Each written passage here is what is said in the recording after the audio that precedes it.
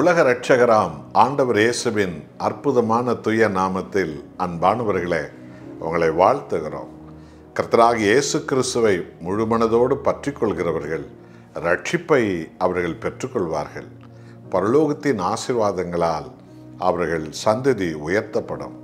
அதோடு மாத்திரமல்ல, கிறிஸ்துவின் ஆவியானவர், பிதாவின் ஆவியானவர் எல்லோரையும் நிரப்பி ஆண்டவர் இயேசுவை மகிமைப்படுத்தும் சந்ததிகளாக, ஆத்தும் ஆதாயம் செய்யும் சந்ததிகளாக, அப்படிப்பட்ட ஒவ்வொருவரையும் மாற்ற தேவன் வல்லவராய் இருக்கிறார். ஏசாயா 55ஆம் அதிகாரத்தில் 7வது வசனத்தை வாசித்து பாருங்கள்.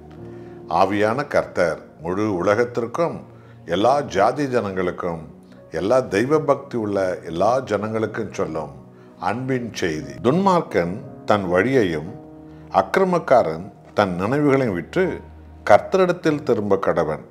அவர் அவன் மேல் மனதுருகுவார். நம்முடைய தேவனிடத்திற்கு திரும்ப கடவன். அவர் மன்னிக்கிறதற்கு தயை பெருத்திருக்கிறார்.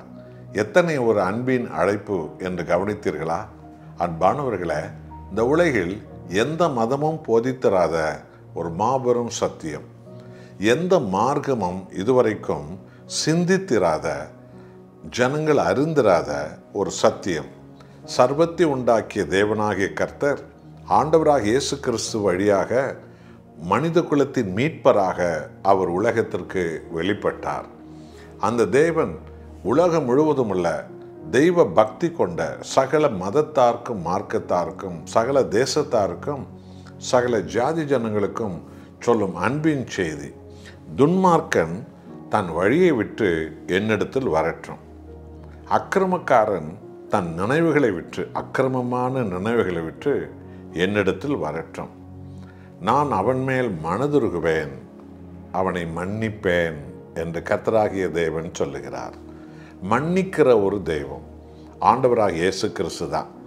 ஏனென்றால் அவர் உலகம் உருவானது முதல் இந்த உலகம் முடிய மட்டும் இந்த பூமியில் பிறக்க போகிற எல்லா மனித குலத்தின் பாவங்களையும், சாபங்களையும், துக்கங்களையும், துயரங்களையும் சிலுவையில் தன்மேல் ஏற்றுக்கொண்டு தனது நித்திய ஜீவனான உயிரை கொடுத்து நம்மையெல்லாம் ஆண்டவர் இயேசு மீட்டெடுத்து விட்டார்.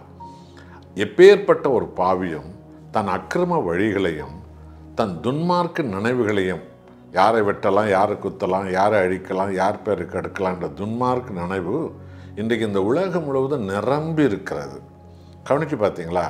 5 வயசு பிள்ளைய ஒரு 70 வயசு கிழவன் கெடுத்தான், 10 வயசு பிள்ளையை 4 போக்கிரிகள் கெடுத்தார்கள் என்ற செய்தி இன்றைக்கு இந்தியாவில் தினமும் வரக்கூடிய செய்தி.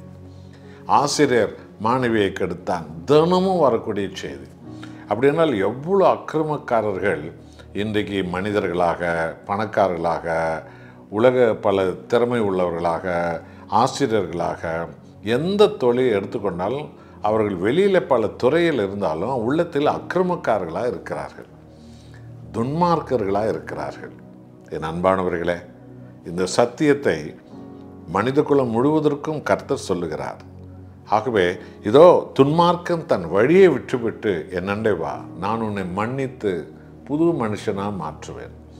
அக்கிரமக்காரனே, உன் அக்கிரம நினைவுகளை விட்டுவிட்டு உன்னை மீட்டுக்கொள்ளும் கர்த்தரான இயேசுவான் என்னிடத்தில் வா, நான் உன்மேல் மனதுருகுவேன், உன்னை மன்னிப்பேன்.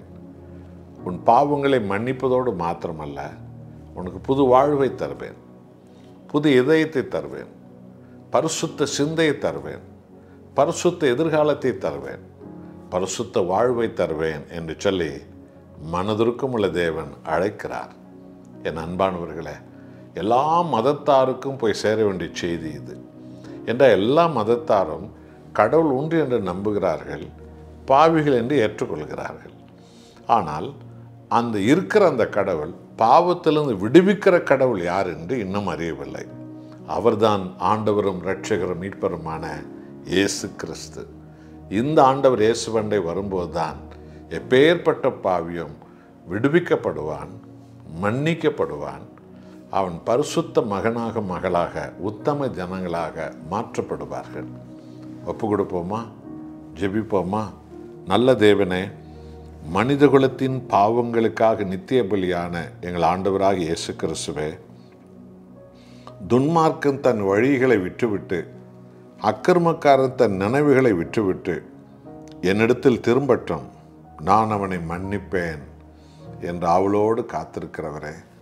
என்றால் மனித குலத்தின் பாவங்களுக்காக நித்திய பலியான சிலுவைகளை உண்மையே கொடுத்தவர் நீர் மாத்திரம்தான். ஆகவே இந்த மனித குலம் முழுவதற்குமான செய்தி, எல்லா மதத்துக்குரிய செய்தி, எல்லா தேசத்துக்குரிய செய்தி, மன்னிக்கிற தேவன் நீரே. என்றால் நீர்தான் மனித குலத்திற்காக சிலுவையிலே பலியான கர்த்தர். உன் மண்டை வரும்போது தான் மன்னிக்கப்படும். அவன் பரிசுத்த மனிதனாய், பரிசுத்த மனுஷியாய் மாறுகிறார்கள். என்னோடு ஜெபிக்கிறோம் அது பிள்ளைகளை மறுரூபப்படுத்தி ஆண்டவரே புது வாழ்வு தாரும், பாவ அக்கிரமங்களெல்லாம் மன்னித்தருளும். இயேசு நாமத்தில் பிதாவே, ஆமென்.